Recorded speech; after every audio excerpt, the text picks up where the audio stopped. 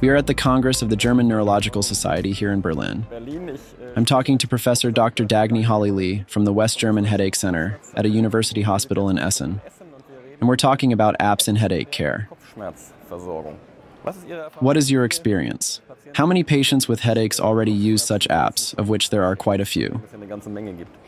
One has to differentiate a bit between what apps are used, but what is used a lot and what almost every second person now uses is a digital headache calendar. There are different providers. There are very nice apps from the DMKG and Kiel. They are both free of charge, and this simply helps patients with their documentation. What else do these applications apart from the pure diary function of documentation? What patients often expect above all is a trigger analysis. There are types of documentation, for example, the Migraine Buddy, or an earlier app called mSense, which make very precise trigger analyses and then try to match triggers with headache attacks somehow. I personally believe that this will not be the future of the market, but patients simply like this type of documentation and this way of trying to find out where the migraine is coming from. If you say you don't think this is the future of the market, what do you think it is then? Where are these apps heading? I think it's much more in the direction of therapy. So it's not so much that we find out what the trigger is, because there isn't just one trigger. If it were that simple, we wouldn't even need apps. All the documentation that patients have done over the years is much better than any AI, but the trend will be more towards digital therapies because we have so many patients, so few doctors who are familiar with the topic, and so little time in consultations that this will probably be more the market of the future, that we convert these multimodal therapies and approaches into a digital format. How can we imagine digital therapies in practice? How does it work? We already know this quite well. For example, from depression, where we simply bring multimodal approaches and therapy, discussions, etc. into a digital form, where patients simply work out therapy steps themselves. And of course, this lends itself to migraine, because it's very much about education. We have patients who are very healthy, who can also do this, who are also in the age group that they have access to digital preparations or applications, and who can in principle work out a lot themselves. Are there already apps that do something like this, for example, an analogy to the depression apps? Or is that still a vision? There are 2 apps that are currently being worked on.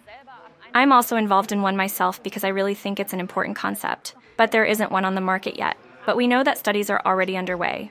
This means that I expect a lot to happen in this area in the next 6 months.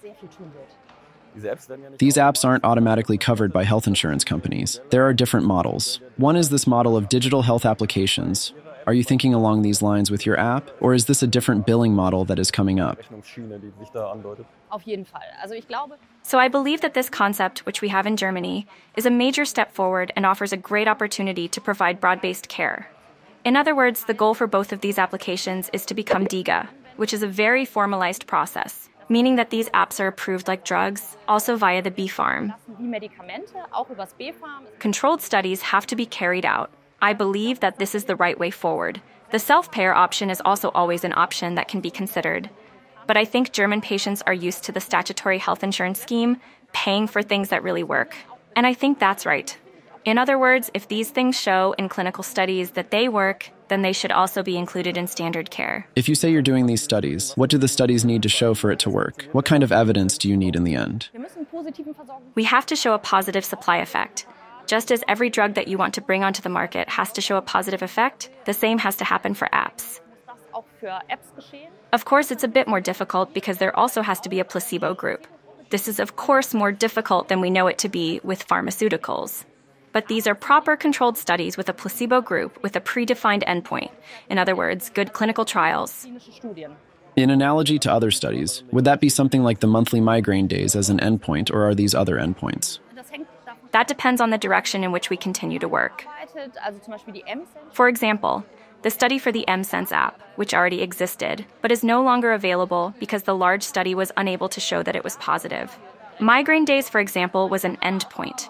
However, we can also look at whether we should focus more on quality of life, whether we should really look at self-empowerment, control of the disease, and these things, that we really reduce the burden of disease. That is what therapy is ultimately about, and that we map this with endpoints.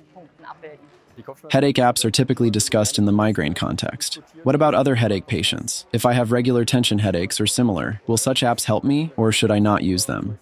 My favorite topic. The question is, how many of these are really tension headaches? It has to be said that the frequency of tension headaches is massively overestimated.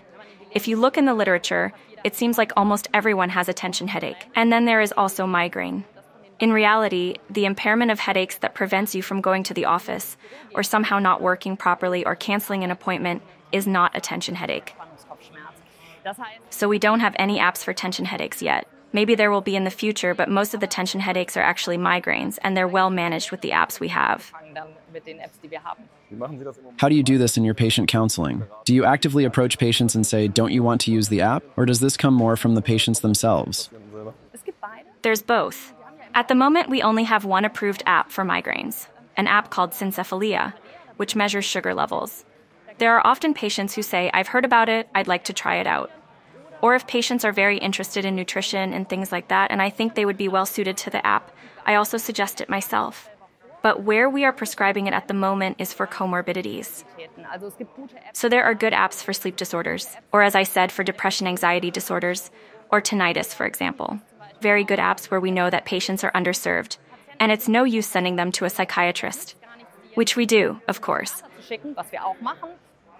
But it takes months for them to actually get an appointment with a psychotherapist for therapy to actually start, and that's a very good option, especially for this time slot.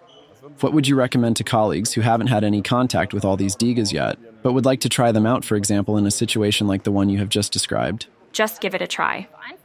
It's very simple.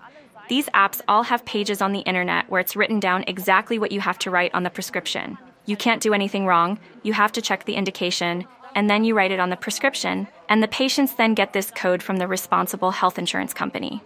In other words, it's relatively simple, and these apps run on a separate budget, which means they don't incur any additional costs for your practice. I would just try it out with a few patients and see what kind of feedback I get, so that you can get a feel for it yourself. Who benefits from it? If someone hates mobile phones and has no access to digital media at all, then of course you don't need to try out an app. But there are a lot of people who use it for all sorts of things in their everyday lives, and it's a very good option for them.